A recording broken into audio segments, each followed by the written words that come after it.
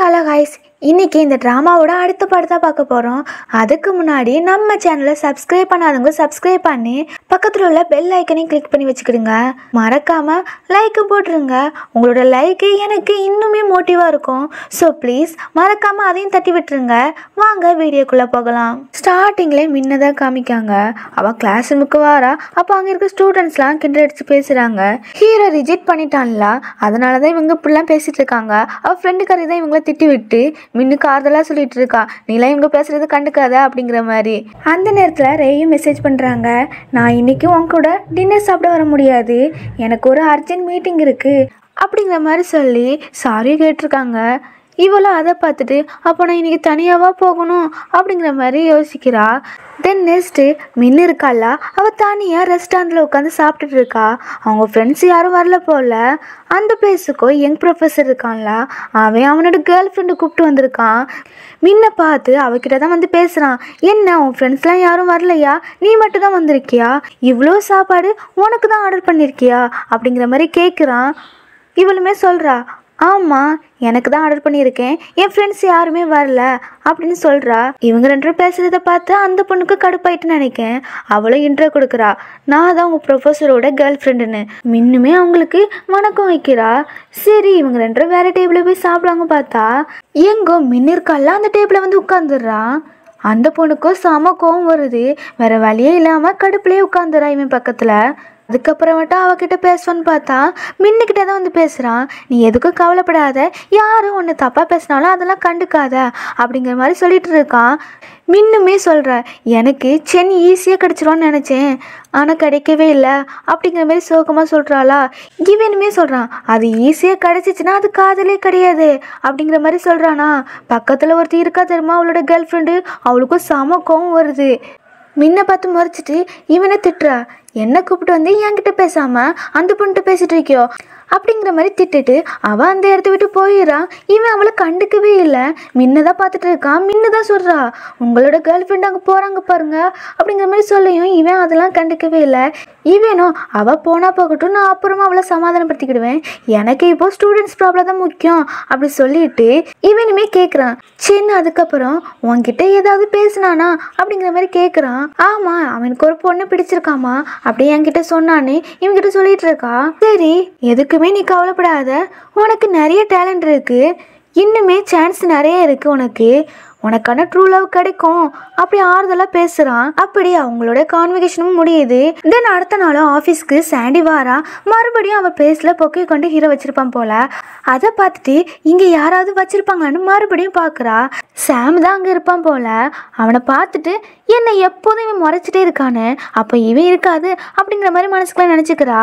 அப்படியே இந்த side ஹீரோனிக்கோ hero lunch வாங்கி கொடுக்குறான். அவள் லேப்டாப்பில் ஒர்க் பண்ணிட்டு இருக்காளா. அதை பார்த்துட்டு லேப்டாப்பை க்ளோஸ் பண்ணி விடுறான். ஃபர்ஸ்ட் நீ சாப்பிடுன்னு சாப்பாடுமே பக்கத்தில் எடுத்து வைக்கிறான். ரொம்ப கேரிங்காக கவனிச்சுக்கிறான் ஹீரோனியா. அவளுமே கேட்கா, இப்போ எதுக்கு என்ன பார்க்க வந்திருக்கான்னு.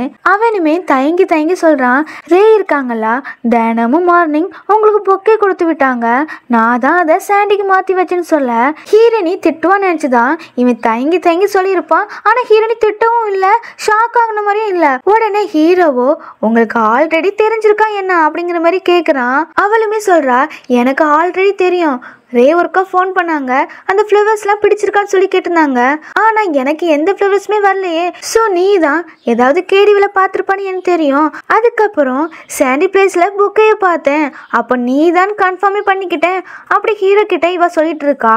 ஹீரோவோ நான் உங்களை ப்ரொடெக்ட் பண்ணுறதுக்கு தான் அப்படி பண்ணேன் அப்படிங்கிற மாதிரி சொல்லிட்டு இப்போ ஒரு பிரச்சனை வர வந்திருக்கு. சாண்டி இருக்காங்கல்ல, அவங்களோ இந்த பொக்கே கொடுத்தாங்கல்ல, அவங்க மேலே ஒரு ஃபீலிங்கில் இருக்காங்க. நான் தான் இந்த பொக்கையை வச்சேன், ஸோ என்ன பண்ண, நீங்கள் ஒரு ஐடியா தாங்களேன் அப்படி சொல்லி கேட்குறான்.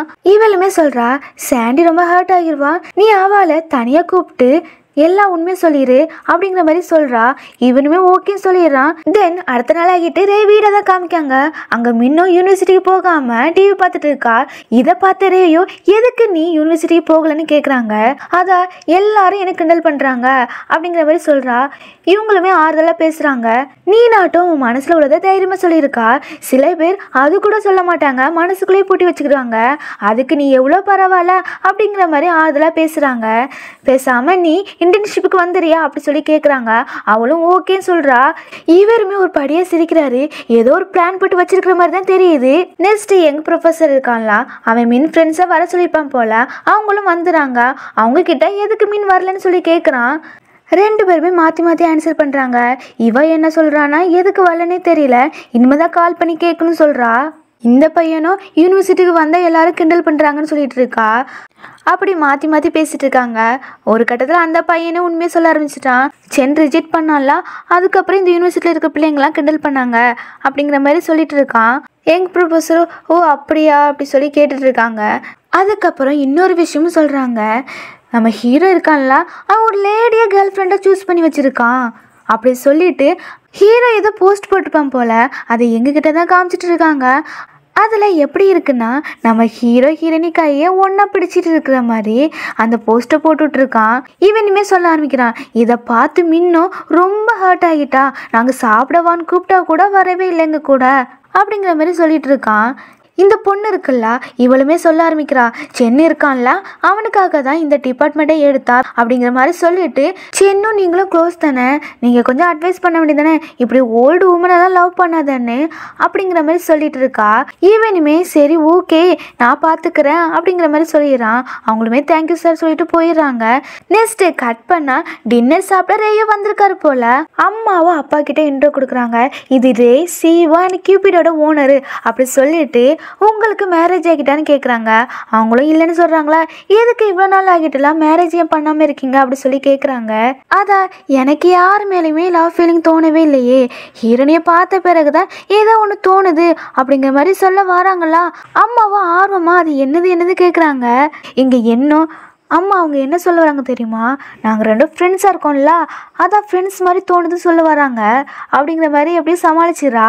அம்மாவோ ஃப்ரெண்ட்ஸ் தானா, சரி இந்த சாப்பாடு அவங்களுக்கு பரிமாறு அப்படி சொல்லிட்டு சாப்பாடுமே கொடுக்குறாங்களா. அப்படியே அந்த டின்னருமே முடியுது. தென் நைட்டும் ஆகிடுது. எங்கே இருக்கான்ல, ஃபோனை பார்க்குறான் ஹீரோனியை பார்க்குறான், ஃபோனை பார்க்குறான் ஹீரோனியை பார்க்குறான். அதுக்கப்புறம் எப்படியோ தைரியத்தெல்லாம் வர வச்சுக்கிட்டு ஹீரோனிக்கிட்ட சென் போஸ்ட் போட்டிருந்தான்ல அதை காமிக்கிறான். ஹீரோனியும் இதை பார்த்துட்டு ரொம்ப ஷாக் ஆகிடுறா. இப்படி ஒரு போஸ்ட் போட்டிருக்கேன் அப்படிங்கிற மாதிரி இவகிட்ட சொல்லவே இல்லை. அதான் ஷாக் ஆகி நிற்கா. பிறகு இப்படியே ஷாக் ஆகி நின்னா அவன் தம்பிக்காரை கண்டுபிடிச்சிருவான்ல. உடனே ஹீரோனியை சமாளிக்க ஆரம்பிக்கிறா. யூனிவர்சிட்டியில் ஏதாவது பொண்ணை லைக் பண்ணிட்டு இருந்திருப்பானா இருக்கும், அந்த பொண்ணோட கையை தான் பிடிச்சு போட்டிருப்பானா இருக்கும் அப்படிங்கிற மாதிரி இவ சொல்லிட்டு இருக்கா. இவனும் உனக்கு கண்ணு தெரியுதா இல்லையா, அது ஒரு ஆன்டி கை மாதிரி இருக்கு, கையெல்லாம் பாரு சுருக்கமாக விழுந்திருக்கு, அது எப்படி யூனிவர்சிட்டிக்கு ஆளாக இருக்கும் அப்படிங்கிற மாதிரி இவன் கேட்குறான். ஹீரோனிக்கோ டே என் கையை பார்த்தா ஆண்டி மாதிரியே இருக்கு அப்படிங்கிற மாதிரி மனசுக்குள்ளேயே கோவத்தில் திட்டிட்டு இருக்கா.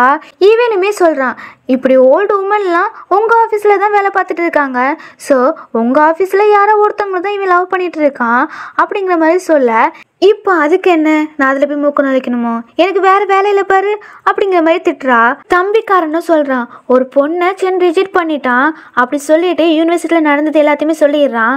அவளை தான் நான் இப்போ சமாதானப்படுத்தணும், அதுக்காக தான் நான் உன்கிட்ட ஹெல்ப் கேட்குறேன் அப்படிங்கிற மாதிரி சொல்லிட்டு இருக்கான்.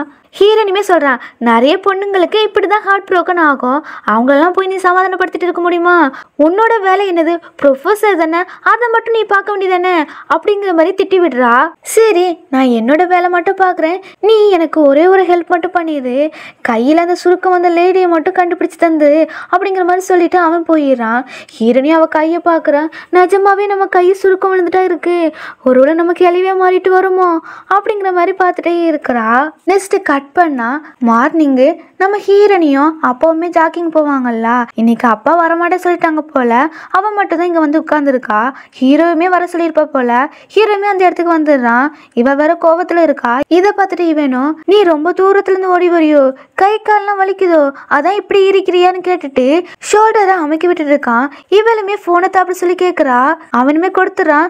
இவன் அந்த போஸ்ட்டை பார்த்துட்டு இது என்னது அப்படிங்கிற மாதிரி கேட்குறா. இவனும் சொல்கிறான், இது நான் ப்ரைவேட்டில் தான் போட்டிருக்கேன், என்னோட க்ளோஸ் ஃப்ரெண்டுக்கு மட்டும்தான் தெரியும், ஆஃபீஸில் யாருக்குமே தெரியாது அப்படிங்கிற மாதிரி சொல்லிட்டு இருக்கான். அப்போ என்னோட தம்பிக்காரனுக்கு அப்படிங்கிற மாதிரி இவ கேட்காளா. ஐயோ நான் மறந்து போயிட்டேனே அப்படி சொல்லிட்டு சாரின்னு கேட்குறான். ஹீரோனி திட்ட ஆரம்பிக்கிறா. நம்ம ரிலேஷன்ஷிப்பில் இருக்கிறது சீக்கிரட்டாக தானே இருக்குன்னு சொல்லியிருக்கிறேன், இப்படி போஸ்ட்லாம் போட்டு எனக்கு தான் பெரிய ப்ராப்ளத்தை கொண்டு வரா அப்படிங்கிற மாதிரி சொல்லிட்டு, என் தம்பிக்காரன் இருக்கான்ல, இந்த போஸ்டில் உள்ள பொண்ணை கண்டுபிடிக்கணும்னு ஆர்வமாக இருக்கான், அதனால நாம் மீட் பண்ணவே வேண்டான்னு சொல்கிறா. என்ன இனி இப்படி சொல்கிறா? நான் இனிமேல் கேர்ஃபுல்லாக இருக்கேன். இனிமேல் எந்த விஷயத்தினாலுமே என்னோட கேர்ள் ஃப்ரெண்ட்டை கேட்டு தான் முடிவு எடுப்பேன்னு சொல்கிறான். அவளுமே சமாதானம் ஆகிட்டா போல. அப்படியே 2 பேருமே ஜாலியாக சிரித்து விளையாண்டு இருக்காங்க. இதோட இந்த எபிசோட் முடியுது. அடுத்த எபிசோடில் பார்ப்போம். Bye bye.